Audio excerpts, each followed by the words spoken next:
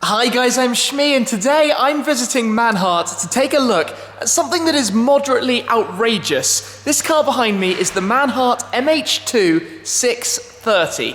630 represents 630 horsepower with 750 Newton meters of torque in what started life as a BMW M2. Now clearly it's undergone quite a transformation. It is a very different beast to how it started life, and we're going to take a look around it now, then go out for a short test drive and show you everything basically that has gone into creating this weapon.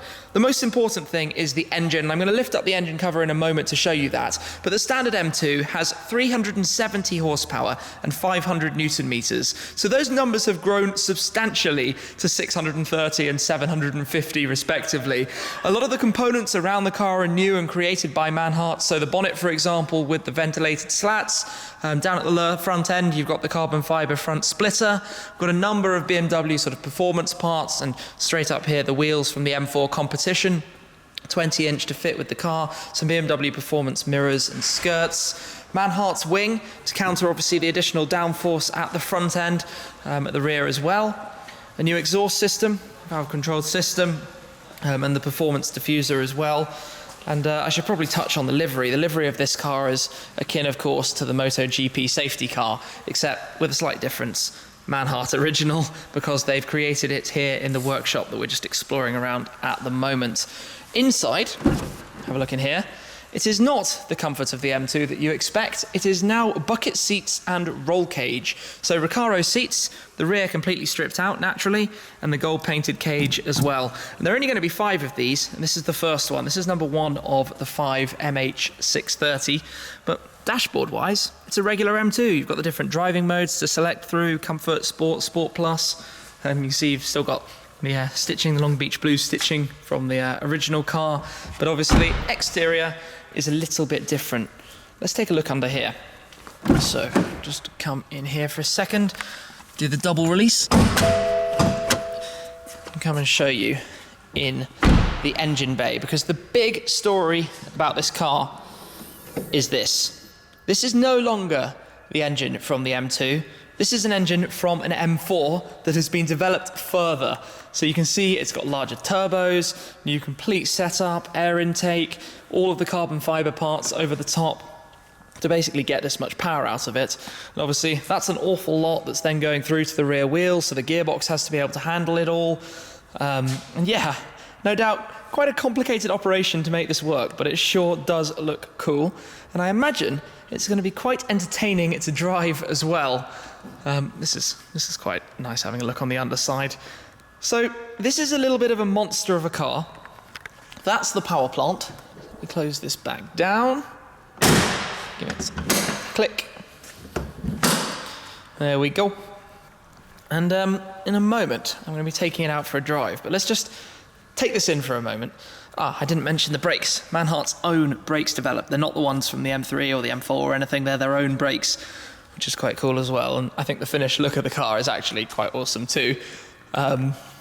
That means original BMW parts, which is a bit like the MotoGP car, but obviously with a little bit of a difference here. So let me jump in, have a seat in here, see what it's like, and get ready to start up in a moment. This feels very race car, but it's road legal. It's a road car, completely stripped out back there. Literally nothing, and then a ginormous rear wing behind me. This should be quite fun. Let's grab the key and let's get on the way.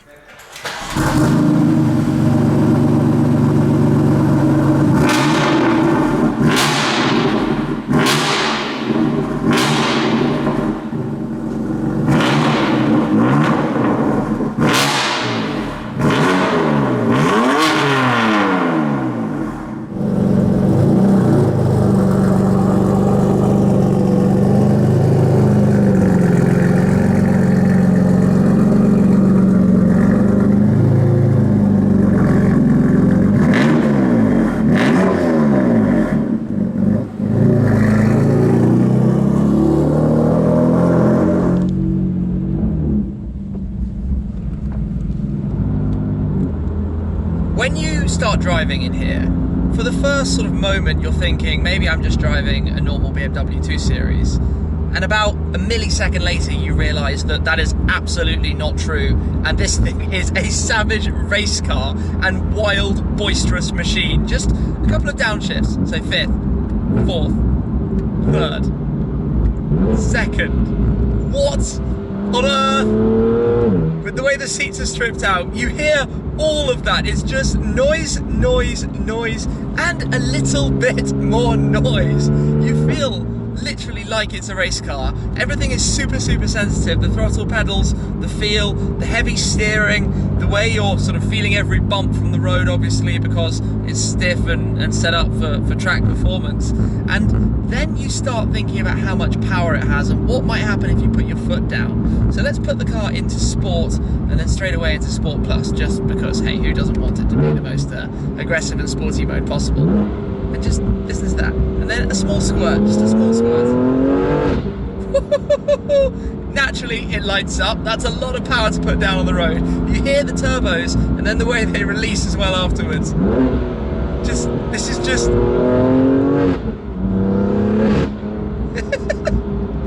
It's just making me feel giggly. It's so loud. The shifts are so fast as well. I think anybody who hears this probably thinks somebody is literally racing down the road, even though I'm going 40 kilometers an hour. Just 3rd down to 2nd at 40 is ridiculous. In theory, it's, you know, the comforts of an M2, the steering wheel, the sort of features of the dash. You've got the Oron display, which I'm actually going to talk more about at some point as well. But, you know, drives along normally, and then you shift. And then you're like, no wait, I was wrong. Not a 2 Series, definitely race car. So yeah, this is not, I mean, come on, I knew it was going to be crazy, but I didn't really know what to expect. It literally feels like it's a proper race car, like a proper stripped out track car that is somehow wearing a number plate and somehow legal to drive out on the public road. Just, like, just 2nd down to 1st.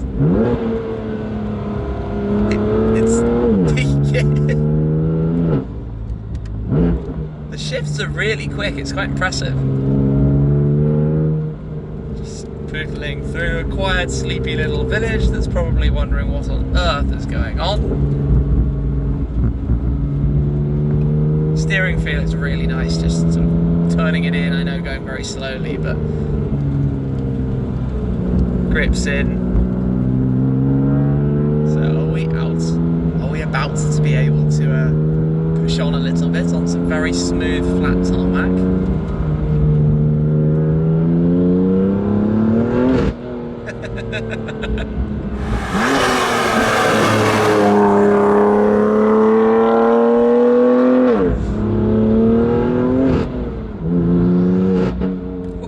That sort of like squirt and then lift off that just makes that thunderous noise.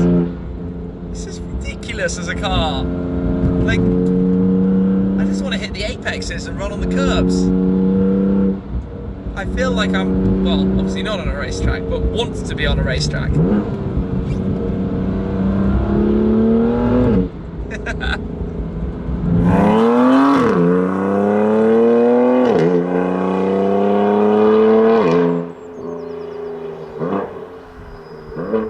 Well, I'm now the guy who has brought a race car to the most bumpy road that you could probably find. The surface here is not so good, and I am feeling all of it up through my bum. So definitely having to take it a little bit easier over here. But that is basically where I just go, just because.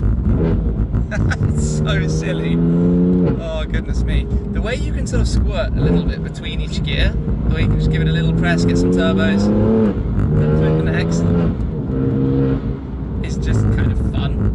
And obviously there is so much of the power that when you really put it down, there is, yeah, an awful lot of it. Goodness me, this probably wasn't the best. At least the car is not anti-socially low. You can adjust the front splitter, pull it out forwards or backwards, depending if you want downforce or, of course, higher speed. And we're not exactly on the Autobahn now. But yeah, probably more of a challenge for the car than actually if I was. Anyway, just just gonna keep on cruising, enjoy the thing, because honestly, it's just hilarious to drive. It's just a fun experience. It's absurd and over the top and eccentric and crazy and unnecessary and ridiculous. But there are 5 of them, and those 5 owners are gonna have an awful lot of fun. Park back up, and this thing is just absurd. There are only 5 of them. It's a very niche kind of purpose. Track weapon, so much power, and a noise that if I pop the window down briefly, is just like this. Which is, quite frankly, mental from the catless downpipes, I think. But, my goodness, this has been an entertaining drive and a half. Let's just switch it off for a second. Climb out through the cage, which is quite an interesting thing on its own. It's just completely everywhere. The full sort of cage up over the front, in front of the rearview mirror, the whole setup behind, if you can see in there, just stripped out. So obviously you get tons of the noise through because of the lack of sound deadening. Just notice the Manhart floor mats as well down at the bottom. But I like the way the wrap works too. I think it's quite cool. And the whole design just looks like a menace. It looks like an angry, aggressive, you know, wild thing.